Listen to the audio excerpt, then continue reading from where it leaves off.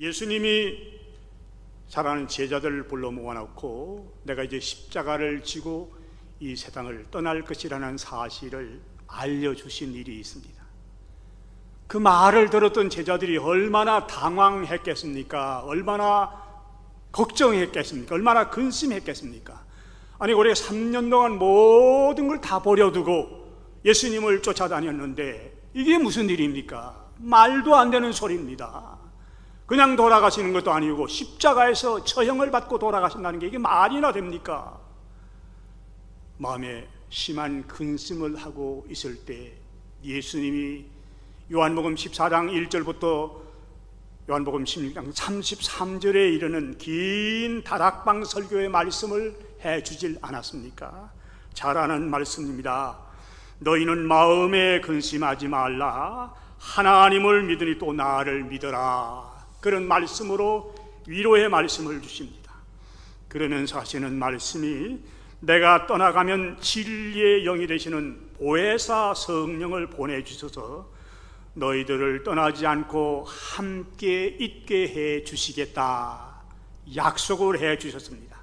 그렇기 때문에 예수님 편에서는 내가 떠나가는 것이 너희들에는 더 유익한 일이 될 것이라 잘 이해할 수 없는 말씀을 선포해 주셨는데, 예수님이 십자가에 달려 돌아가신 이후 3일 만에 승리로운 부활을 하시질 않았습니까?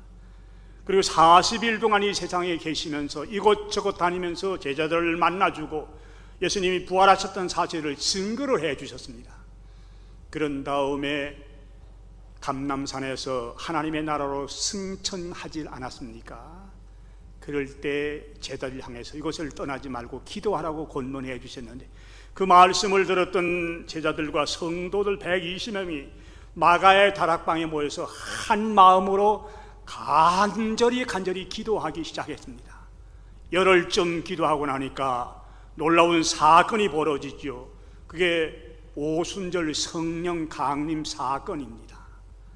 사도행전 2장 1절부터 4절에 그 말씀이 잘 기록이 되어져 있거든요. 성령이 이 땅에 강림하심으로 교회가 세워지게 됩니다. 복음이 힘차게 전파되는 역사가 나타나거든요. 그래서 성령 강림 주간을 기념해서 많은 교회들이 오늘 성령 강림 주일로 지키고 있는데, 이 성령의 역사가 눈에 보이는 역사가 아니기 때문에 많은 사람들이 이해를 잘 못해요. 우리 육신의 눈으로 바라볼 수 있다 그러면 금방 이해를 할 텐데, 영적인 역사 아닙니까? 성령을 푸뉴마라 그렇게 말하는데 눈에 보이지 않는 역사이기 때문에 이해를 못하는 사람도 있고 또 오해를 하는 사람도 있어요. 제가 목회를 하다 보니까 간혹 이런 질문하는 분들이 계신데, 목사님, 저는 방언도 할 줄 모르고요, 예언도 못하고요, 진동도 못하는데 제가 성령 받은 게 맞습니까? 이런 질문을 하신 분도 계세요. 성령의 사역을 누구보다 잘 알고 있는 바울 사도는 성령에 관해서 얼마나 귀중한 말씀들을 해주고 계신지 모릅니다. 사실 성령에 관해서 말씀을 전하려고 그러면 한 넉 주 연속으로 말씀을 전해야 될 겁니다. 그러나 오늘 야외로 나가는 시간이고 시간이 한정되어 있기 때문에 간단하게 성경에서 역사하시고 계시는 성령의 모양이 어떤 모양인가, 또 이 시대에 성령께서 우리에게 어떻게 역사하고 계신가, 이 두 가지만을 생각하면서 은혜를 나누길 원합니다. 바울 사도는요, 성령의 역사에 관해서 너무너무 잘 알고 있는 사람이기 때문에 로마 교인들에게 이렇게 편지를 보내고 있습니다.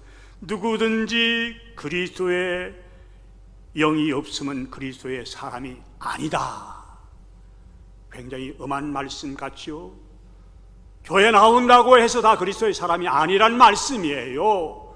우리 심령 속에 성령이 존재하고 성령 받아야만 그리스도의 사람으로 인정받을 때는 그런 말씀 아닙니까?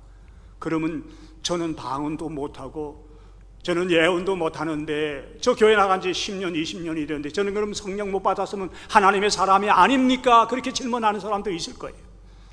근데 바울 사도는 이 사실을 조금 더 구체적으로 고린도 교회 성도들에게 편지를 보내면서 뭐라고 말씀하시는가 하면, 하나님의 영으로 말하는 자는 누구든지 예수를 저주할 자라 하지 아니하고 또 성령으로 아니하고는 누구든지 예수를 주시라 할 수 없느니라. 고린도전서 12장 3절, 대단히 중요한 말씀입니다.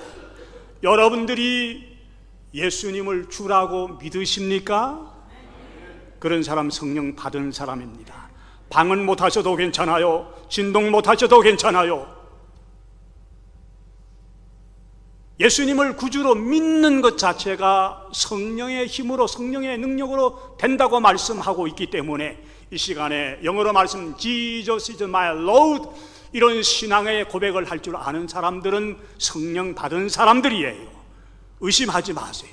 왔다 갔다 하지 마시고, 아하, 내 심령 속에 예수님이 나의 구주가 된다는 사실을 확실히 믿고 있기 때문에 이 사실은 성령의 역사로 이루어지는구나 확실히 믿으시고 신앙이 왔다 갔다 하시면 안 돼요. 오늘 다시 한번 물어봅니다. 예수님이 여러분들의 주가 된다는 사실을 믿으십니까? 아멘 안 한 사람 뭐예요? 믿으셔야 돼요. 성령 받은 사람의 증거가 방언이나 예언이나 그런 것만은 아닙니다. 그래서 바울 사도는 계속해서 권면에 말씀하기를 술 취하지 말고 오직 성령으로 충만함을 받아라. 오늘도 성령의 역사가 이루어지는 시간이기 때문에 성령의 충만함을 받으라 그러거든요. 성령의 모양도 성경에 다양하게 나와 있어요.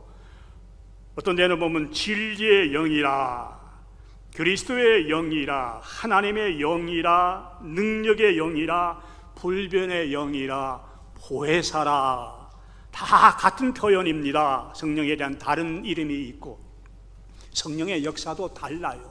사람에 따라 다를 수도 있고 시대에 따라 다를 수도 있고 환경에 따라 다를 수도 있는데 오늘 오순절 강림 사건 때 보여줬던 성령의 역사가 어떤 모양으로 임했는지, 왜 그런 역사를 보여주셨는지를 간략간략하게 제가 정리를 해드릴게요.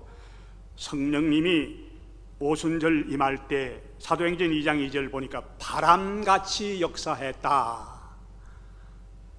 자, 일부 예배 시간에도 물어봤는데 우리 찬양대원들이 물어보는 게 제가 좀 편하게, 바람 눈에 보여요? 안 보여요? 바람 눈에 안 보여요. 어떤 사람은 그러더라고요. 개 눈에는 바람이 보인다고 하는데 확실한 말인지 모르지만 바람은 안 보입니다. 근데 바람 부는 걸 알 수가 있죠. 길을 걸어가는데 나무 이파리가 산들산들, 바람이 부는구나. 나무 가지채 막 흔들고 바람이 너무너무 세게 부네, 알 수 있습니다. 뒷뜰에 빨래를 늘어놓았는데 빨래가 움직여 흔들는데 바람이 부는구나. 굴뚝에서 연기가 올라오다가 이렇게 꼽으려 오늘은 바람이 동쪽에서 서쪽으로 부는구나. 바람 자체가 우리 눈에 보이지 않지만 성령님이 역사하는 걸 볼 수가 있는 것이거든요. 바람같이 역사했다는 말의 개념을 정리해드리면 바람은요, 곡식을 익게 만드는데, 결실시키는데 필수적인 요건입니다. 벼를 심어놓고 가을 전에 한국에서는 태풍을 많이 만나지 않습니까? 여러분들도 기억할 게 사라오 태풍 같은 태풍도 있고, 우리 한국에는 꼭 여름철, 가을철 접어들 무렵에 태풍이 한 번씩 지나가는데 그 태풍이 벼를 익게 하는데 필수적이래요. 그런 바람이 불지 않으면 벼가 결실될 수 없대요. 곡식들도 마찬가지예요. 우리 심령의 인격이 결실되려고 그러면 바람 같은 성령의 역사를 체험을 해야 돼요. 성령의 9가지 열매가 있지 않습니까? 잘하는 사랑이나 희락이나 화평이나 오래 참음이나 자비, 양선, 충성, 온유, 절제 같은 모든 성령의 열매도 바람 같은 성령의 역사를 통해서 열매가 맺힌다는 사실을 알고, 여러분들이 간구할 때도 나에게도 바람 같은 성령의 역사를 체험하게 해달라고 그렇게 기도하셔도 됩니다. 비둘기같이 역사한다, 그런 말씀도 나와요. 마태복음 3장 16절에 있는 말씀입니다. 예수님이 요단강에서 세례 요한에게 세례를 받고 나니까 비둘기 같은 성령님이 예수님이 임하셨다. 비둘기 그러면 제일 먼저 뭐가 생각이 나나요? 온유, 역시 찬양대원이다. 온유한 모습이 생각나죠.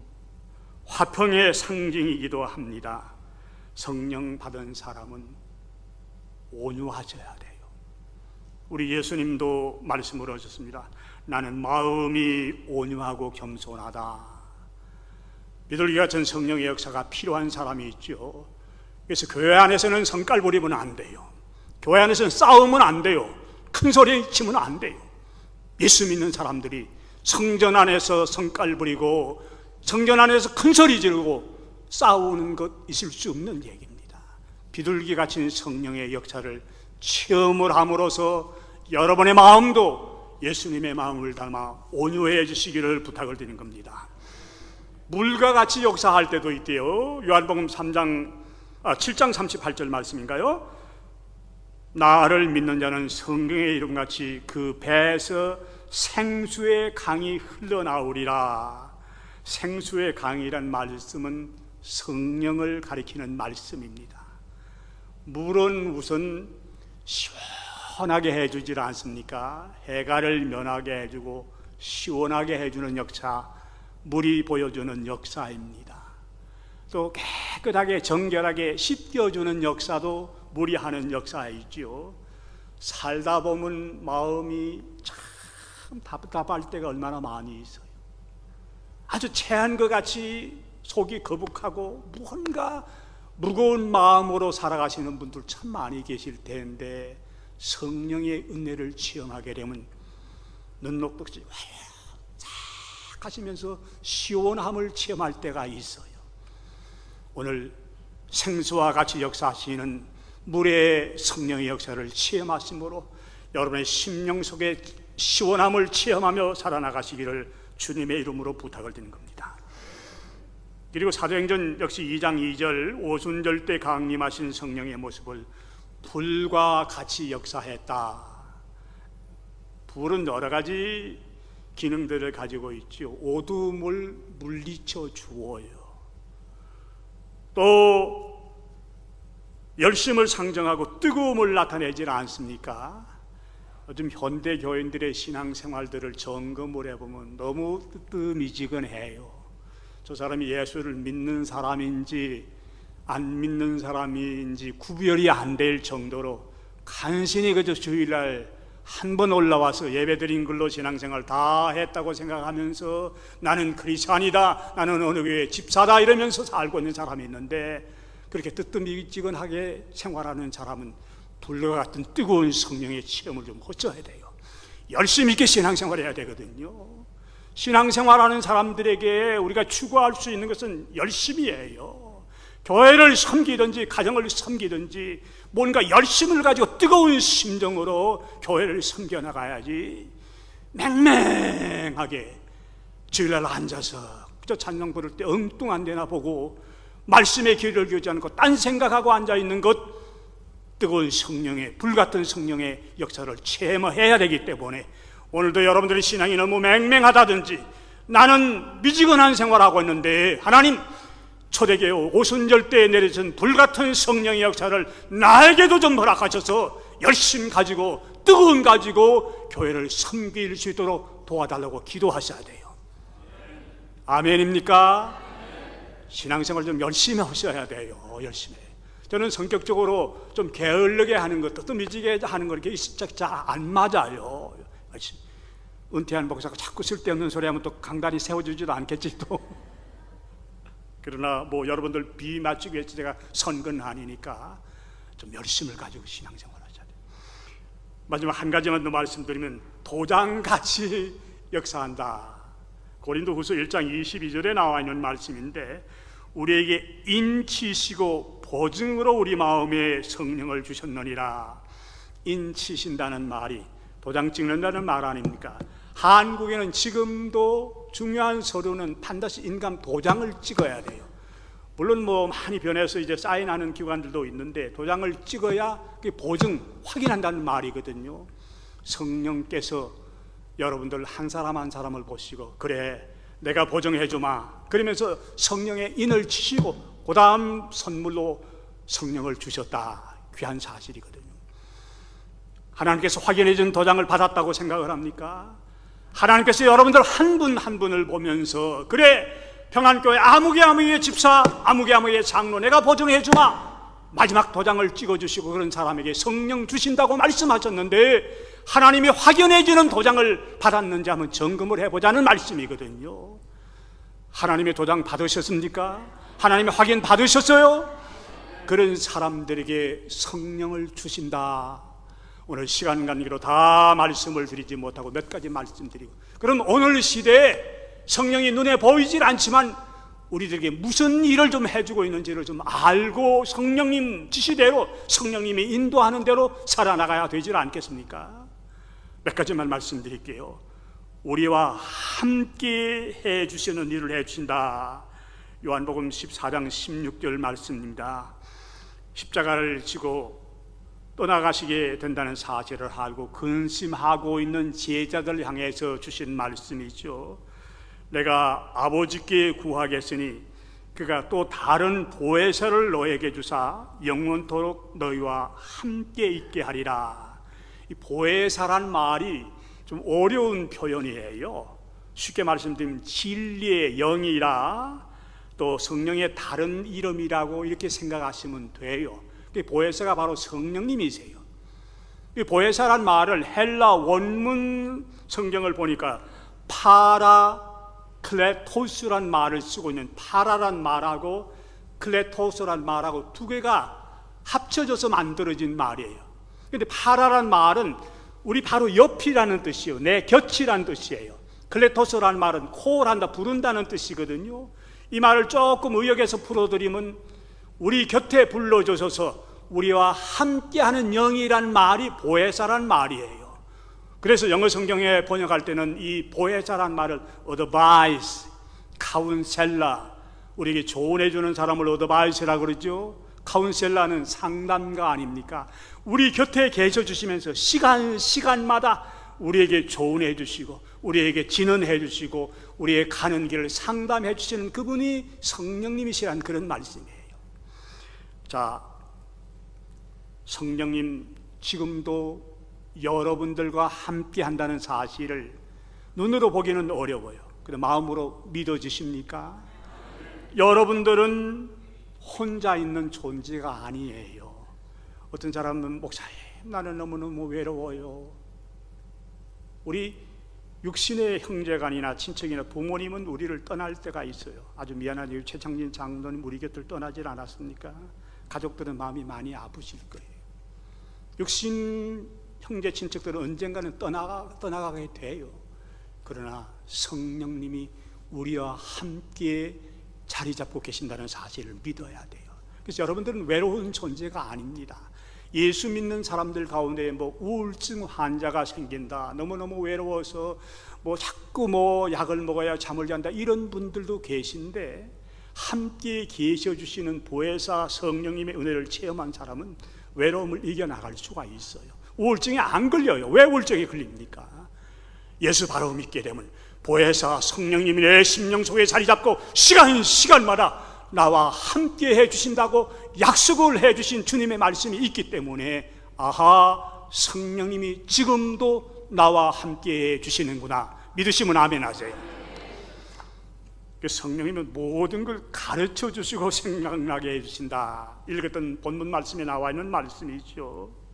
살다 보면요, 우리 사람들이 갈림길에 서서 어떻게 하면 좋은가, 이 길로 가야 되는가, 저 길로 가야 되는가. 예를 들면 직장 선택할 때나 또 사업을 바꾸고 싶을 때 이런 갈림길에 섰을 때가 있을 거예요. 우리 목회자들에게는 이런 일이 참 많이 나와요. 어떤 중요한 문제를 앞에 놓고 이 길이 맞는 길인가, 저 길을 택하는 게 하나님 원하시는 건가, 헷갈릴 때가 참 많이 있거든요. 아리송할 때가 참 많이 있어요. 그때 기도하게 되면 성령께서 그걸 가르쳐 주세요. 길도 가르쳐 주시고 인도도 해주시고 생각나게도 해주시고. 목사님들만 그런 게 아니에요. 여러분들도 갈림길에 서서 갈등을 느끼고 왕좌왕하면서 어떤 길을 택하는 것이 바른 길인지 모를 때 기도하게 되면 성령께서 밝히 조명해 주시고 이 길로 가고 이 길을 선택하거라 가르쳐 주시고 생각나게 해주시는 분이 성령님이기 때문에 살면서 갈림길에서 방황하시는 분은 기도하시게 되면 성령님의 깨우치심이 있을 거예요. 평안을 주신다, 우리가 읽었던 말씀이 있죠. 그런데 예수님이 주신 평안은 세상 사람이 주는 평안하고는 달라요. 살아가면서 갖가지 부딪혀오는 여러 가지 문제거리 때문에 속 끓일 때가 얼마나 많이 있어요. 속이 새카만 숯같이 타들어오실 그런 때도 있을 거예요. 그런데 그럴 때 기도하게 되면 우리 주님이 주시는 평안이 나도 모르는 가운데 강같이 내 심령을 적실 때가 있어요. 저희 교회 이름이 뭐예요? 일부 예배 물어보니까요, 우리 정 목사님 혼자만 대답을 해. 자기 나가는 교회 이름도 몰라. 3부 예배 나오신 분은 여러분들이 섬기는 교회 이름이 뭔지 압니까? 네, 평안교회 피처치거든요. 제가 전번에 한번 그런 얘기를 했어요. 제가 이 교회 부임한 지 얼마 안 됐는데 어떤 분이 전화를 했어요. 거기 평안도 사람들만 모여요. 아니요, 여기 평안도 사람들만 모이는 교회 아닙니다. 이 교회는 평안도 사람들만 모이는 교회 아니에요.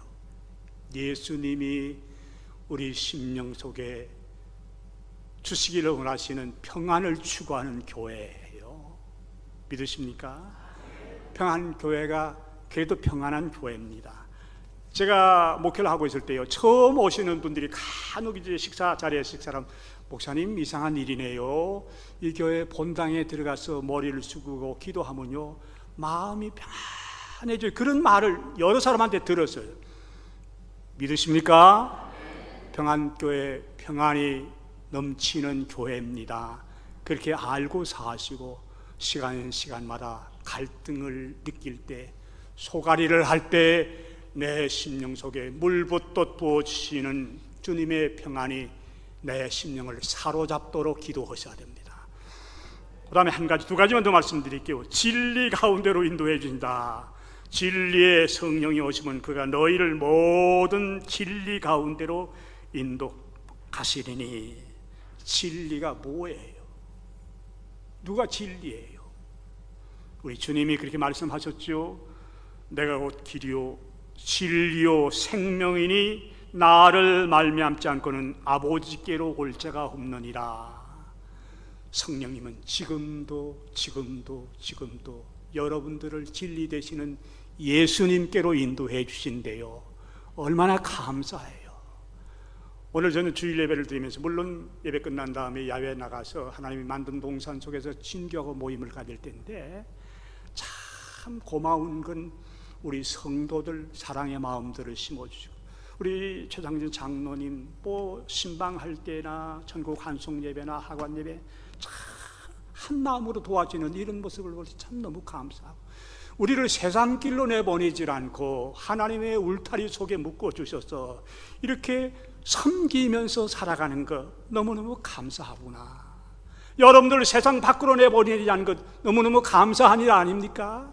만약 여러분들을 세상 밖으로 예수님께로 인도하지 않고 세상 밖으로 인도했었으면요 지금도 예수님 모르고 살 거예요. 저도 마찬가지 아니겠습니까?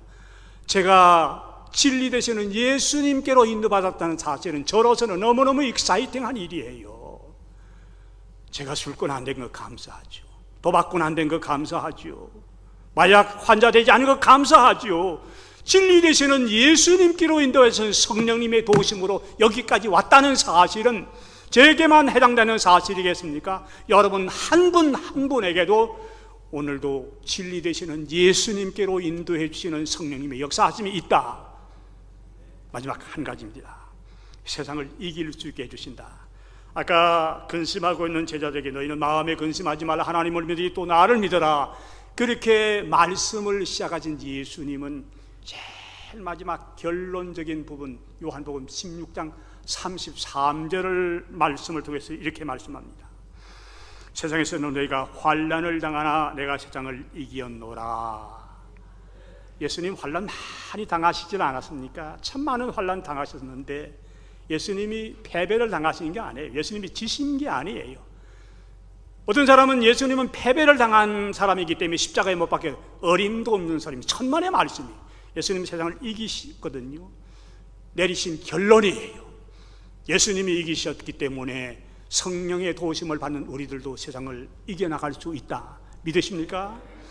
우리 예수 믿는 성도들은요, 좀 담대한 데가 있어야 돼요. 예수님이 세상을 이기셨다고 말씀하시면 나 같은 사람도 이길 수 있는 능력을 왜 허락해 주지 않으시겠습니까? 주세요. 주눅이 들어가지고 땅만 쳐다보면서 근심하고 얼굴에 내쫓아 그리면서 살지 마시고 당당하게 사세요. 가슴 펴면서 사세요. 승리하신 예수님이 나의 구주가 되시고 시간마다 성령님의 인도를 통해서 나로 하여금 진리 되신 예수님께로 인도해 주시고 그 예수님이 환난을 이기시고 이겼다고 승리 선포하고 있는데 왜 주눅이 듭니까? 오늘부터 가슴 펴시면서 승리하신 예수님이 나와 함께 계신다는 사실을 분명하게 확신하시고 담대하게 세상을 이겨나가시면 살기를 부탁을 드리고 성령님의 지시나 성령님의 말씀하심에 민감해야 돼요. 지금도 시간마다 성령님은 세미한 음성으로 우리의 마음을 흔들어 깨우실 때가 있거든요. 아무개 집사 그러면 안 돼. 아무개 권사 이렇게 해야 돼. 아무개 장로 그렇게 생각하면 안 돼. 이러면서 시간 세미한 음성으로 우리의 심령을 흔들기를 원하시고 찾아와 주시길 원하시는데 성령님의 세미한 음성에 귀를 기울일 줄 알아야 되고 반응을 보이시면서 내 생각이나 내 계획이나 내 머리로 살아가려고 생각하지 마시고 시간마다 선한 길로 인도해 주기를 원하시는 성령님의 인도하심 따라서 승리롭게 날마다 살아나가시기를 예수님의 이름으로 부탁을 드린 것입니다.